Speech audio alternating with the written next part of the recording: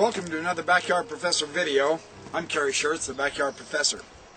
James H. Charlesworth, quite a few years ago, in Reflections on Mormonism, Judeo-Christian Parallels, at a symposium sponsored by Truman Madsen and the BYU Religious Studies Center, gave an astonishing discussion on Messianism in the Pseudepigrapha and the Book of Mormon.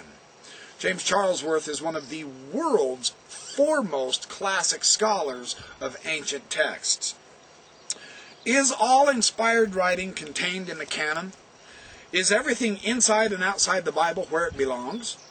In recent decades, a flow of rediscovered documents known as the Pseudepigrapha have occurred and have been discovered, and they've been being translated and analyzed. These are books written by classical personalities in the names of classical biblical personalities and dating between 200 BC and AD 200. It has forced the entire process of canonization to be re-examined. In the Dead Sea Scrolls, it's clear that the teacher of righteousness received a revelation which was demonstrably prophetic. Is it any more or less scripture than the Gospel of John? In the New Testament book of Jude, there is an approving reference to the book of Enoch, which was not included in the Bible. Now that that book has been recovered, should it not be given scriptural status? James Charlesworth discusses the doctrines of the Messiah, the Lord, the Son of Man. The Christ manifested himself to the primal parent of the human race, Adam, and he discusses three elements of Christology which are unique to Mormonism and shows that they are held in common with some of these early writers in the Pseudepigrapha. His analysis is stunning. I can't get into all the details. I'll leave that to you if you can get this book. On page 124, here, note how Charlesworth handles this situation in the Book of Mormon. At the outset, we should recognize that as in the Pseudepigrapha, the Book of Mormon contains lengthy sections that look very Jewish and others that look peculiarly Christian. The Pseudepigrapha and the Book of Mormon preserve some passages that prophesy the future coming of an ambiguously described Messiah, and they also contain passages that describe his advent in a singularly descriptive and particularistic way.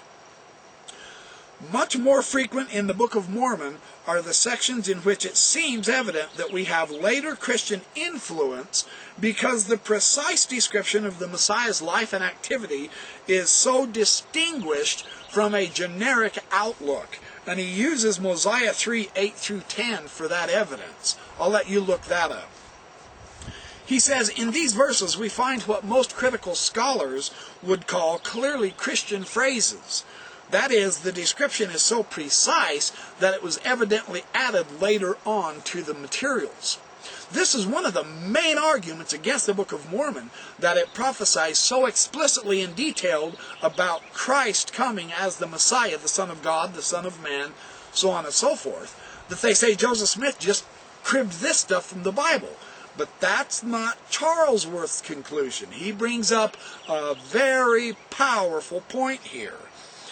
He says, how do we evaluate the specific details when the clarification of the Messiah will be called Jesus Christ, that his mother will be called Mary, that salvation is through faith, indeed, faith on his name, that many say he has a devil, he will be scourged and crucified, and finally he will rise on the third day from the dead? Do not these three verses contain a Christian recital of Christ's life? They do. Well, how are we to evaluate this new observation? Does it not vitiate the claim that this section of the Book of Mormon, Mosiah, was written before 91 BC? Is this proof that Joseph Smith just simply put in Christian elements in the Book of Mormon to make it more readable? Listen to what Charlesworth says. He has a unique, interesting idea here. He doesn't just claim the Book of Mormon's phony like so many critics do. As a legitimate Bible scholar, he has carefully examined the Book of Mormon. There is a logical reason why.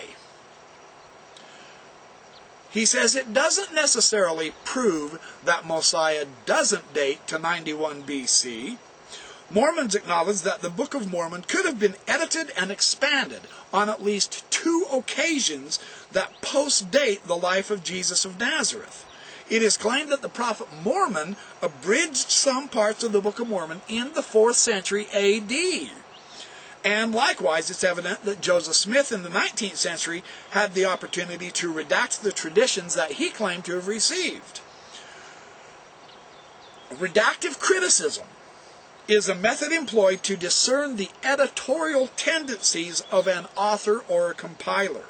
The recognition that the Book of Mormon has been edited on more than one occasion would certainly explain why certain of the messianic passages appear to be Christian composition.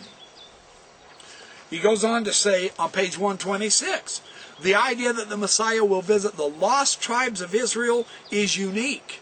This isn't in the Old Testament, it's not in the New Testament, but it does appear in parallel in Baruch and 4th Ezra, 2nd Baruch and 4th Ezra. He says these unique elements in the Book of Mormon have antecedents in antiquity. Page 129, to conclude Charlesworth's ideas. There are many other important parallels between the Pseudepigrapha and the Book of Mormon that deserve careful examination. You notice he's not just throwing the Book of Mormon out as phony. He says it's time to examine it. In the Ascension of Isaiah, for example, we find the idea that after the crucifixion and the ascension of Jesus, his disciples will forsake the teaching of the 12 apostles and their faith, their love and their purity, and there will arise much contention about this coming and his appearance. And many will exchange the glory of the garment of the saints for the garment of the covetous. And respect for persons will be common in those days, and such as love the honor of this world. Mormons will not only think about the reference to a spiritual garment being exchanged, but also perhaps 1 Nephi 13:26. For behold, they have taken away from the gospel of the Lamb many parts that are plain and most precious, and also many covenants of the Lord have they taken away. Perhaps the importance of studying the documents that has so rapidly passed before our attention is the recognition that the Judeo-Christian tradition is a living tradition. That's all I have time for to summarize the incredible, it's about 20-page article of Charlesworth. But you notice what he has done. He has carefully examined the Book of Mormon. He has found parallels unique to the Book of Mormon and the Pseudepigrapha. He doesn't disbrowse the Book of Mormon messianic claims. He says, let's find reasons why those claims could occur. How Jesus is so clearly mentioned in the Book of Mormon. He was prophesied about. But Mormon, after Christ's visit, also put the records together. This is a realistic, plausible claim based on what the Book of Mormon itself claims to be. This is unlike any criticism of the critics about Christ and the Messiah and the prophecies of Christ in the Book of Mormon that I have ever seen. This is a very careful examination. It gives the Book of Mormon credibility. It gives it credit. And it explores unique concepts in the Book of Mormon, and he finds those unique concepts in other literatures of antiquity that have been found since Joseph Smith was dead. He doesn't say, it's just a phony book, throw it out. So this idea that the Book of Mormon has no archaeological proof, has no historical realisticness, has no prophecy in it, that it's just been added later, and so it's phony because Joseph Smith is trying to make it appear biblical. This argument against the Book of Mormon is simply false.